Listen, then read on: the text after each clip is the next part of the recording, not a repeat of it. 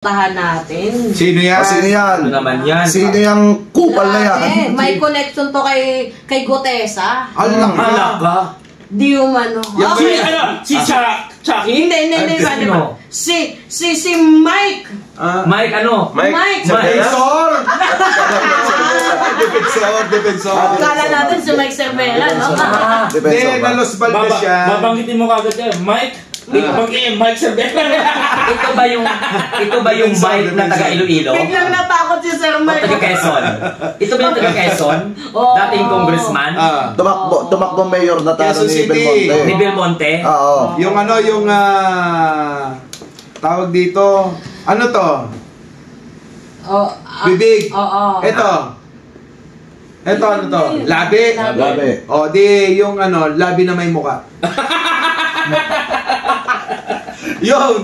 Ay, oo. Itong si Mike Defensor, ito yung di umano'y naging dahilan ng paglitaw ng peking witness ni Marcoleta. Aminado naman siya. Aminado siya na dumaan muna sa kanya. At saka ito nakakapagtaka alam niyo naman ang Senate chairperson ng Senate Blue Ribbon Committee, si Ping Lacson, bakit niya ibinigay kay Marcoleta? Alam mo, ang target lang talaga nila doon is magkaroon lang ng character assassination. Masabi lang nila sa publiko na si Martin at si ganito. Tapos na. Let the people decide. Kumbaga, nanira lang sila ng tao. Nanira lang. Hindi na inilitaw si Gutesa. Oo, siniraan lang dyan si Martin. Tama. Alam kasi nila baka mamaya pagtanggol natin yung part na yun, kukunti magtatanggol kasi maraming galit kay Martin. Pero kasi, di ba? Pero kasi may history na yan si Mikey Defensor na ganyan. Oo, yun. Nung araw, meron year 2000 kay Ping Lacson, di ba? Nung araw, nilabasan din si Ping Lacson ng mahaba-baba. Yung peking witness. Si Mawalay. Parang may personal vendetta. Parang ibig sabihin parang gusto ni personally ni Mike Defensor si Ping Lacson. I-discredit niya yung kanyang investigation. Sa pamamagitan ni Panucha. Ngayon ba boss, nakita na ba si Gutesa? Wala pa. Sabi nga, di ba, tinatago ng Marine, tapos dinilay ng spokesperson ng Marine. Hindi nga natin alam kung buhay pa yun. Ibig sabihin, sinungaling talaga. Gusto nyo makita? Di ba? Gusto nyo makita si Orly? Gutesa? Patanggal nyo yung yung pilukan ni Marcoleta. Mas may tangay na malalain ba tayo? Ayan ha. Alam nyo naman na. Ayan. Meron tayong isang sinungaling na senador. Walang iba kundi si Marcoleta. Oo nga. Diba? Bakit? May credibility ka. Marcoleta tayo. Anong kredibilidad?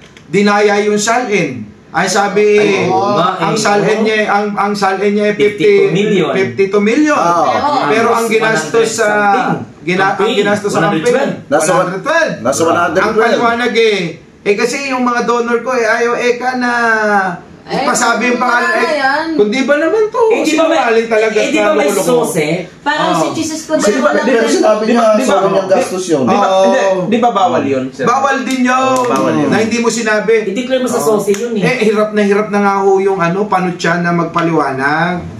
Minsan ako na nga naaawa sa kanya. Tapos parang gusto ko na nga palitan yung pilukay. Tapos gusto pa nila maging presidente. Paano na pa maging Blue Ribbon Committee? Oo nga. So maliban doon kay Mike Defensor, abay ang sumunod si Lolo mo Xavi. Yan na. Yan yung matindi. Hindi, yung kasunod na yan, si Chavit, yan na yung Hindi, pa din siya. Nakasama pa rin dyan.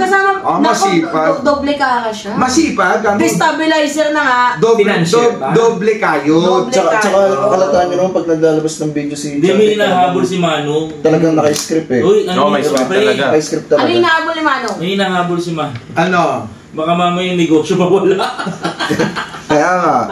Tapos yung kanyang plunder, di ba? Baka mamaya yung metro, mawala din. Ewan ko, ito lang ha, sa opinion ko lang, mag-85 na yung matanda. Balat boy, so, kung nag-compute siya ng kanyang natitira pang buhay, ano? Eh, siguro swerte na yung may 10 taon pa. 10 taon. At kung may 10 taon pa, siguro yung 5 taon, bedridden na. At maaari yung 6 na taon, pero baka hindi na nakakatayo pa. Sir Mike, So kung 7 taon, malamang, baka mamaya, ulyanin na. Tama. Pero 3 taon na lang natitira. pero pag ganon, kaya pa bang makabembang yung ganon? Wala na! Tinatanong mo, Bakit mahirap naman tumayo eh. Diba? Pakas na sila ni Digong eh. Anyway, maliban pa kay Chavit Singson, ito yung matindi kanina nabanggit natin. Ano yun? Yung senador. Kilala na ninyo. Sinong senador yan? Ay, yung nangako ng 2K. Kapal na mukha mo, Senator Dante Wait lang, Marcoleta. bago tayo Gigigil. ang kapal na mukha mo, Kapal na ha? mukha mo. Sinungaling ka. Nanalo ka dahil dyan. Tingnan mo ha, maraming. Para naman binoto nyo kung makaturo kayo. Ay, hindi namin binuto. Pero 2022. Hindi namin binuto. Na wait lang. Kasi ganito yan. Maraming umasa na mga Pilipino na, oy, itong bill namin, wala pang 2,000. Salamat naman kay Calvo na mababayaran ito. Pero, Grabe. pinaasa mo lang ng pinaasa, Kung makakalbo wala naman, di ba? Panot pa lang yun, hindi makalbo. Panot pala. Sorry. Sorry naman, nagkakamali Kapal na mukha mo talaga, Senator Dante Marcoleta. Hindi, pagkatapos tayong linlangin sa mga presyo ng bilihin noon, nilinlang na naman tayo sa, kuryente. Makuryente sana! yung mga sinungaling na tao.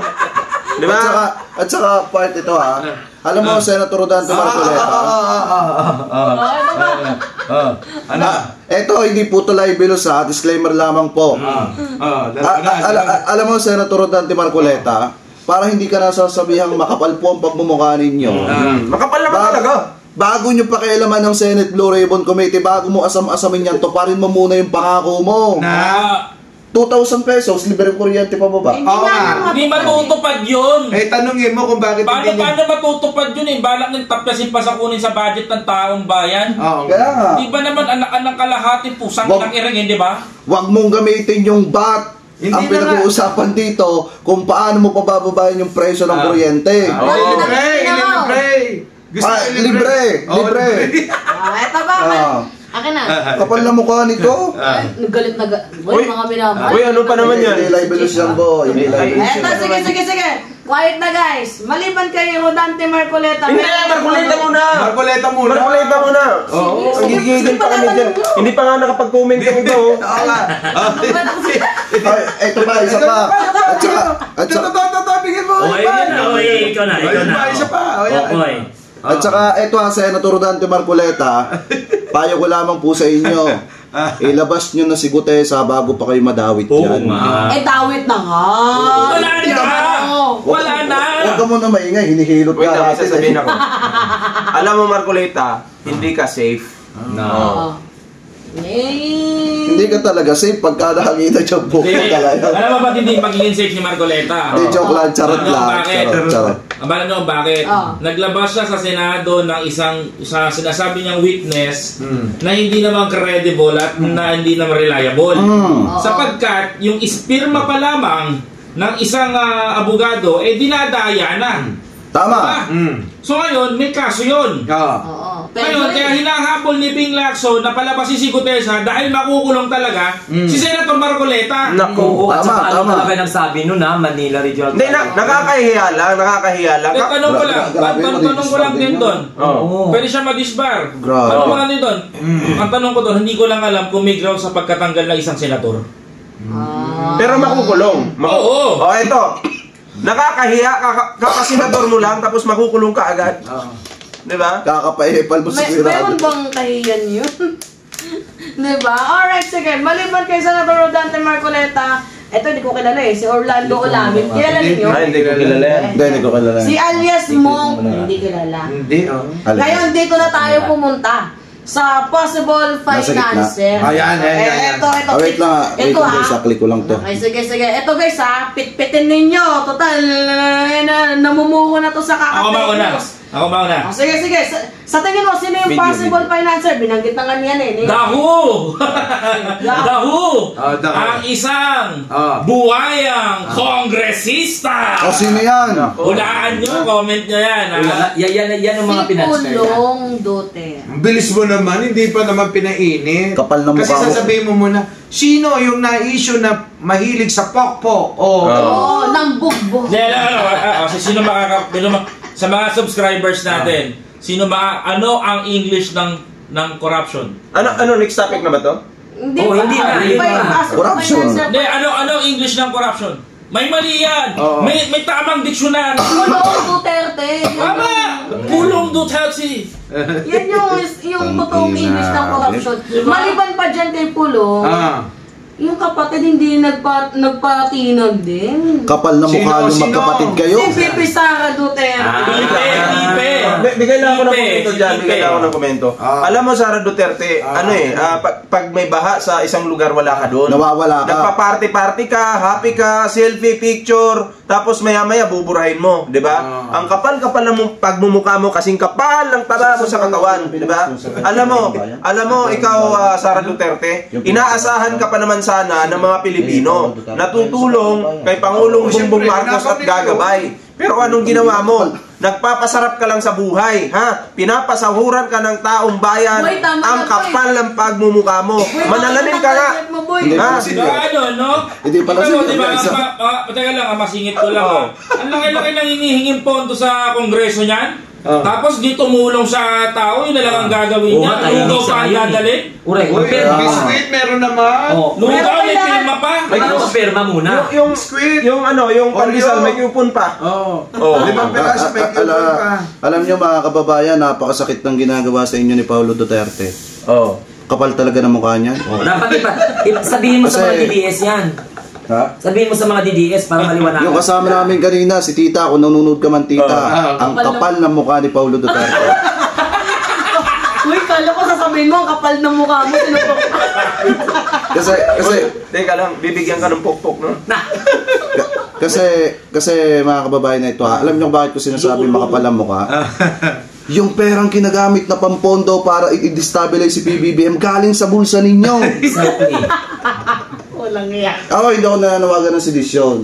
Pero kung magrarally kayo para patalsikin si PBBM, di ba dapat magrally na lang kayo para singilin si Paulo Duterte patungkol sa 21 billion? Teka lang. Bakit pa sisingilin?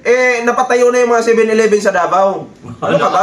Iba pa yun. Malay mo naman kung saan galing, malay mo tumama sa loto yun. Alam mo Paulo Duterte, hindi lang naman ako nagsabi niyan eh. Marami din. Talagang makapal ang mukha ninyo kasi sinasabi mo walang flood control sa Davao pero binabahaan Davao. Correct. Ito ka disclaimer hindi lang kami nagsabi nito. We are basing our Kahit si Sir Glenn, commentary. kahit si Sir Glenn, nakakapala ng mukha sa iyo. Oo naman, di ba? Alam mo, Meron tayong may nagtatanong na ano. Next topic na ba yan? Hindi, meron pa isa. Actually, Simon Tulfo ang bago yan. Sa totoo lang, Pulong, si Sir Glenn, handa kang puntahan sa Davao. Papagalitan ka. Oo. Meron pa tayong kasunod dyan. Ito yung pinakamalala, yung Rob de Cara. Ito gusto ko, pitpitin ninyo. Next topic na ba yan? Hindi ba? Sino yan? Financer to. Ito, sige. So ilan ang pinanser? Si Pulong, si Sara. Ito yung malala. Ito na yung malala. Destabilizer na nga, financer pa, dinadamay pa yung mga kabataan. Grabe. Walang iba kundi si Lolo mo. Lolo Chabit. Oo, si Lolo Chabit. Alam mo kung kailan sa tumanda nung Kaya pinagkakandaan. ni Boss Mike yan? Kaya ni Boss Mike yan? Tsaka kaya mo na yan. Bakit parang ayaw nyo Yan ba yung mahilig sa Magbigay lang ako ng reaction kay Chavit. Ganito kasi yan. Banatan mo nga, boy. Banatan. dalawang microphone na gamitin mo para buo talaga. Dalawa, para marinig niya kasi medyo matanda na ito si Chavit eh. Okay. Kabilang tenga ka, magkabilang tenga tayo na.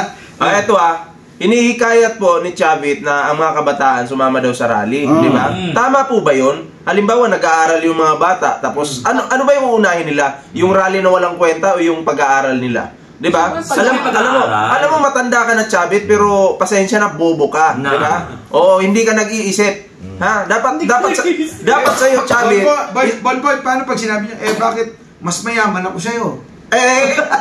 Mas bata naman ako sa iyo. Ibang usapan na yun. Pre, Tumatayo pa ito. pre, may ano ako dyan. Tama. Hindi, boss. Saan na pupunta yung topic mo? Ito, totoo. Totoo Pag yung ito si sinabi niya, ano. Ballpoint na nahimik tapos hindi na nagsalita. Alam niyo Alam na. niyo na. Ito mga kababayan, totoo to. Sinasang-ayunan ko si Ballpoint Man na doon sa sinabi niyang bobo talaga si Sir Chavit Singson. Naku, ito. Makukulong tayo. Hindi libelous to ha. Hindi makukulong Kasi- tayo dalawa. Hindi libelous to pre. Totoo to. Ito, totoo to. Sige. Ang lakas ng loob mo manghikayat sa mga kabataan. Nung pumunta ka nga sa rally, ikaw ang gustong ipakulong ang mga nagrarally Yun ang doon. totoo. Totoo yan, Alam mo nakakahiya talaga yun. Nakakahiya yun. As in, kaya lang, may pera lang. Ito kasi, Di ba naglalakad siya? nung naglakad si Chavit doon, ito yung napansin ko. Bino siya, di ba? Oh. Naramdaman niya doon na para siyang basang sisiw. At saka mga kababayan ha, baka isipin ninyo, baka i-edit ng mga DD shit, baka palabasin ninyo. Bobo yung sinabi namin kay Sir Chavit Singson. Ang sabi namin, bino siya nung mga tao nung siya ay naglalakad doon sa rally. Teka. Para malaman ng iba. Ito, meron kasing nangyari dyan. Ano? Yan, ito. Kwento pa lang sa akin to ha. Ang kwento ng mga tropa na sikat ay di umano ay nagbayad at nagpipinance itong si Christmas season. Nako. Ay, grabe. Christmas season. Aray mo. Balita ko malaki daw yan ha. Hindi, ito nga eh. Nasa mga... Merong isang vlogger na nilapitan itong si Christmas season. Miniting niya to sa bahay niya sa Ilocos. At itong si vlogger ay nag-organize ng mga kapwa niya, mga big influencer na magsuot ng bonnet na itim at mang-itim to encourage sa mga kabataan. Yan ba yung may toyo? Toyo ba yun? May toyo. Suka. So baka sila yung nagdala ng One Piece flag. So, sila yung Grabe sila ka. yung motivated. Dahil gamit niya kasi malakas ang impluwensya ng social media, sila yung nag-motivate sa mga kabataan na mag-rally. Kaya nung makita mo nung rally nila, mga parts, no? Mga nakabonet. Mga nakabonet ng kabataan, edad. Matindi, no? Edad 16, Wait lang. 15 pababa. Gayahin natin yung kabataan. Ganito pa ngayon, no? Oh, di ba? Baka nakamaulotob. Nakamolotov, imagine ninyo. Ay, hindi alam ng isang 15 anyos na bata ang pinaglalaban niya. Nakulong sila. Pero ito pa. Cellphone, uga. Di ba sabi ni Peoples, meron ding mga tao na mga Muslim na nagbabayaran daw ng 500,000 per head. Sino may sabi nun? Si Peoples. Oo. Pero, Ang binabanatan si Chavit Singson, siya daw yung nagbayad. Ewan ko kung gano'ng katotoo yun. Ano reaction nyo doon? Hindi ako, sa 500,000 babayaran mo yung Muslim? Hindi, yung gaganon ba? Gaganon. Para... Presidente. Di ba may rally noon? May rally. Tapos yung mga mamamatay tao di umano, nasa van. Okay? So, target nila yung Pangulo. magkano daw ba yan? 500,000 per Maliit.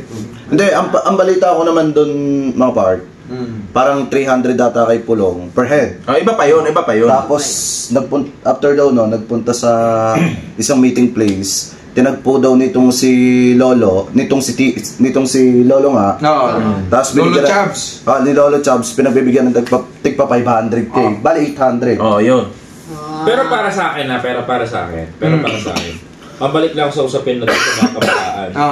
Yung kasi naging strategy nila, yung kasi naging weaknesses ng kabataan ginamit yung mga malalaking influencers. Sila Boss Toyo.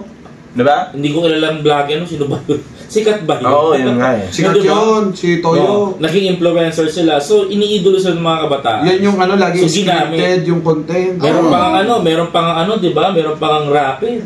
Di ba? Pang bakbakan, pang suntukan, Meron pang isang sindikato. meron pa isang Kumanta ng kalbo. makabayan. Meron pa isang kalbo. Na Kay hindi naman Kumatos. Wala Wala naman naman- alam kung ano yung sinasabi. Ay, kilala ko yan. Wala mang bilang Kiko yan. Piatos. Oo. Baka si Piatos. Napakatanga Oo, rin. siya si Piatos. Tapos alam niyo yung masaklap dyan, mga part, Mm. di ba, nanggulo na yung mga kabataan, hikayat eh. Siyempre, idols na Bostoyo. Mm. Itinanggi ngayon ni Bostoyo yun. Nako. Na nang hikayat siya Nako pre. po, ang sakit. Hindi, ang tamang Diba? pangikayat Mamaya. Explain ko lang, Teka. Sir Mike. Mamaya may ikukwento ko sa inyo tungkol dyan. Yan. Yan. Kasi, Off record. Explain ko lang. kasi isipin, Sabi niya hindi nang hikayat, di ba? Oh, meron siyang picture na nakamask, tapos nakaitim, tapos mata lang nakikita. Oo. Okay? Tapos nagpunta siya ng rally, ganun din yung nangyari. Oo, ganun din yung suot niya. So ginaya ngayon ng mga kabataan. Nako. 'Di ba? Ang motto pa nga nila, no face, no crime eh. Tama. No face, no Grabe. no So case. inspired sila kay Bustoyo. tapos di ba nakulong na yung mga kabataan. Yung mga kabataan na to. Alam mo, ang pinalabas na ng gulo at ng hikayat ng kaguluhan, Sino? yung makabayan la. Ay, Oo. malabo. Yung mga NPA daw. Malabo.